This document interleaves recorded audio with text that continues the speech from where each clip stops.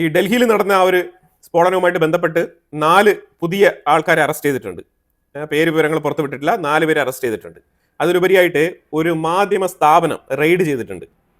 ഇത് print മീഡിയയാണ്. Kashmir times എന്നാണ് ഈ ഒരു സ്ഥാപനത്തിന്റെ പേര്. ഈ കശ്മീർ ടൈംസിന്റെ ഓഫീസൊക്കെ വിളിച്ച് ഉറപ്പുവരുത്തി കുറച്ച് മാധ്യമ പ്രവർത്തകരെയും വിളിച്ചുകൊണ്ട് പോയാണ് ഇവിടെ റെയ്ഡിന് പോയത്.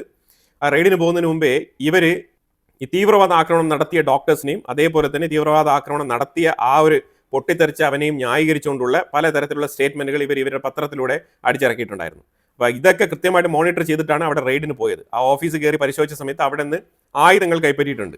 ഇതെല്ലാം തന്നെ ഡയറക്റ്റ് വിറ്റ്നസ് ആയിട്ട് അപ്പം തന്നെ മറ്റുള്ള മാധ്യമങ്ങൾ ഇതിനൊക്കെ ഫോട്ടോ എടുത്ത് കൃത്യമായിട്ട് അവർ ഇത് പബ്ലിഷ് ചെയ്തിട്ടുണ്ട്.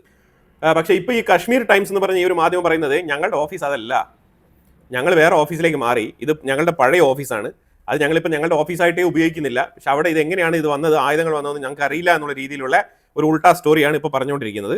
ഇതൊക്കെ തന്നെ അവരുടെ അടവുകളാണ്. ഇതിനകത്തൊക്കെ തീവ്രവാദ ബന്ധമുണ്ട്. ഇവരൊക്കെ തന്നെ ഈ തീവ്രവാദികളായിട്ട് തന്നെ പ്രവർത്തിക്കുന്ന ആൾക്കാരാണ്. കശ്മീരികളിൽ ശരിക്കും നമ്മൾ വളരെയധികം സൂക്ഷിച്ച് പെരുമാറേണ്ട ഒരു സാഹചര്യത്തിലേക്കാണ് നമ്മൾ തള്ളപ്പെട്ടിരിക്കുന്നത്. കാരണം വേറെ ഒന്നുമില്ല, ഇവനിൽ ആരെ വിശ്വസിക്കും ആരെ വിശ്വസിക്കാൻ പറ്റില്ല എന്നുള്ള രീതിയിലാണ്. അപ്പൊ ഇതിനകത്ത് റിവോൾവർ ഉൾപ്പെടെ 4 AK ഗൺ ഉൾപ്പെടെ അതുപോലെ പിസ്റ്റൽസ്, റീഫിൽസ് ഇതെല്ലാം കിട്ടിയിട്ടുണ്ട് ഇവിടെ നിന്ന്.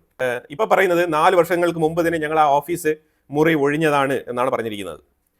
അതായത് ഇവര് 2 തരത്തിൽ, ഒന്നെങ്കിൽ ഇവർ പറയുന്നത് ഈ കേസ് കെട്ടിച്ചമച്ചതാണ് എന്നുള്ള രീതിയിൽ പറയാൻ ഇവർ ആഗ്രഹിക്കുന്നുണ്ട്. രണ്ടാമതിന് അഥവാ ഇവർ വീഡിയോ സഹിതം ഫൂട്ടേജ് സഹിതം ഇതെല്ലാം തെളിവ് സഹിതം ഇവരെ പിടികൂടിയ സ്ഥിതിക്ക് ഇവർ പറയുന്നത് ഞങ്ങളുടെ ഓഫീസ് അതല്ല, ഞങ്ങളുടെ ഓഫീസ് വേറെയാണ് എന്നുള്ള രീതിയിലുള്ള ലൊക്കേഷനൊക്കെ മാറി എന്നുള്ള ആ ഒരു നാടകമാണ് ഇപ്പോൾ അവർ നടപ്പിലാക്കുന്നത്.